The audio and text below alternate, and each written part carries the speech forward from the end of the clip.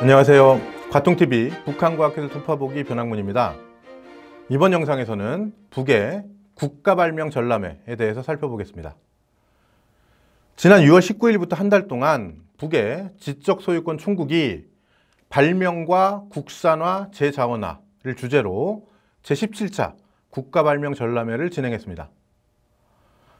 원래는 전국 발명 및 새기술 전람회였는데 2018년 제16차 행사부터 지금의 이름으로 바뀌었습니다. 물론 이 전람회는 명칭이 바뀌기 전이나 후나 우수한 기술 제품을 전시, 보급, 유통하면서 과학기술 성과를 적극적으로 응용하고 발명에 대한 사회적 인식을 높이기 위한 행사입니다.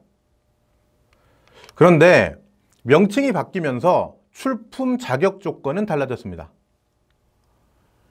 예전에는 발명권, 특허권을 받은 기술뿐 아니라 과학기술적으로 새롭고 경제적으로 의의가 큰 기술도 출품할 수 있었습니다.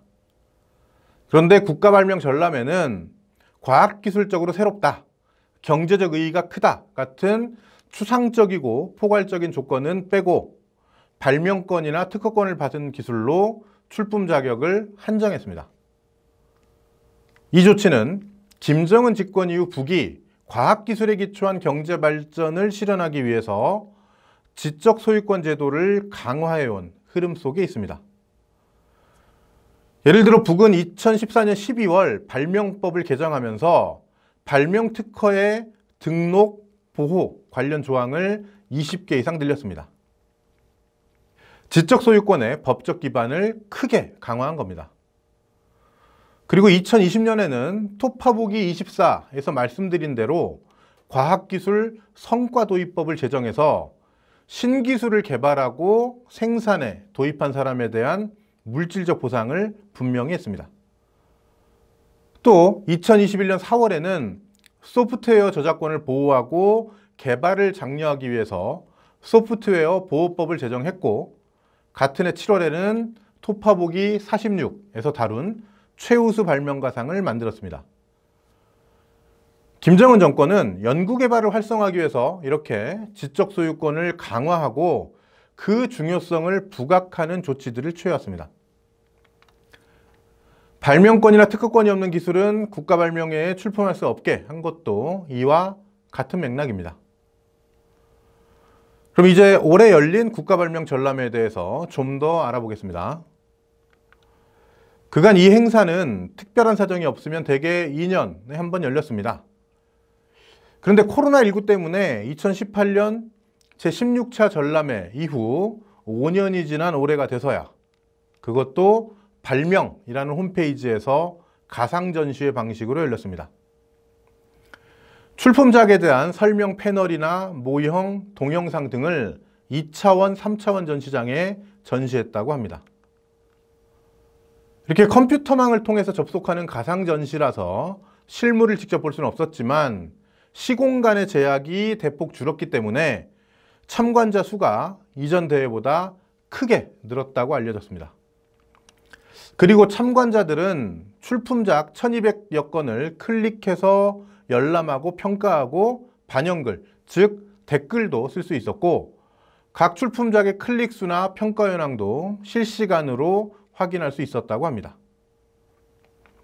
그리고 전람회 홈페이지에는 발명 전시장 외에도 우수기술 내용을 소개하거나 지적소유권 관련 법률 등을 해설하는 발표의 마당, 발명기술을 응용한 제품을 판매하는 지적제품 전시장, 그리고 기술 자료를 입수하거나 기술 도입 계약을 할 수 있는 교류마당도 있었다고 합니다. 뭔가 나름 다채로웠던 것 같은데요. 아쉽게도 북매체들이 아직까지는 이 이상의 구체적인 내용을 보도하지 않았습니다.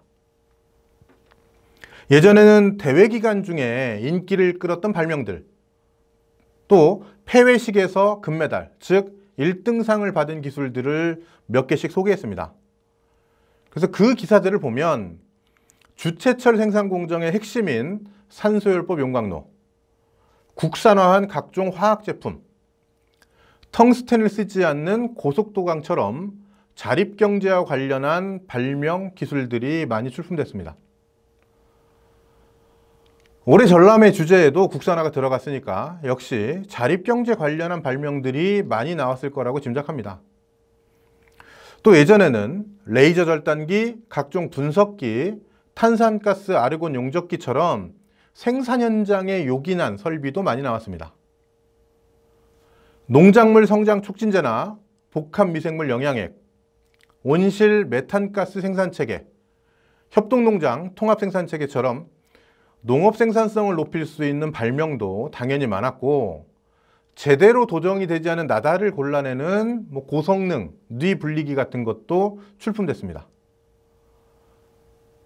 초음파 진단기나 원격 수술 지원 체계, 금연 패치, 생체 리듬 조절 안경 등 보건의료 관련 발명들도 적지 않았고, 생태 띄우개를 이용한 강물 정화 방법 같은 것도 있었습니다.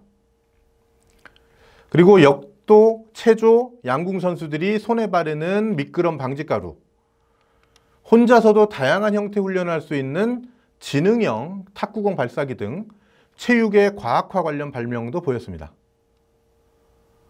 또 2012년에 대동강 식료공장이 평양주 생산 방법을 출품했는데요. 이건 감압증류한 소주를 첨가제로 써서 술의 향과 맛을 크게 개선한 것이라고 합니다. 이 방법으로 만든 평양소주는 현재 북의 국주, 즉 국가의 대표술로 지정됐습니다. 이 밖에도 인민생활 향상과 직결된 식품공업, 경공업 관련 발명들도 꽤 많았고, 무선조종 자동차 비행기처럼 레저와 관련된 발명도 있었습니다. 국가발명 전람회는 이처럼 거의 모든 분야에 걸쳐서 다양한 수준의 발명이 출품되었습니다. 그리고 거의 모든 분야를 포괄한다는 점에서 토파보기 37에서 살펴본 전국 과학기술 축전과 비슷합니다. 그래서 이 두 행사만 살펴봐도 북의 과학기술, 연구개발의 개략적인 동향을 확인할 수 있습니다. 그리고 이 두 행사에서 높은 평가를 받은 뒤에 과학기술 분야 최고상인 216 과학기술상까지 받은 성과도 적지 않기 때문에 북의 최고급 연구개발 성과 후보군을 파악하기에도 용이합니다. 따라서 국가발명 전람회는 앞으로도 계속 주목할 만한 행사다라고 말씀드릴 수 있습니다. 지금까지 국가발명 전람회를 톱어봤습니다. 감사합니다.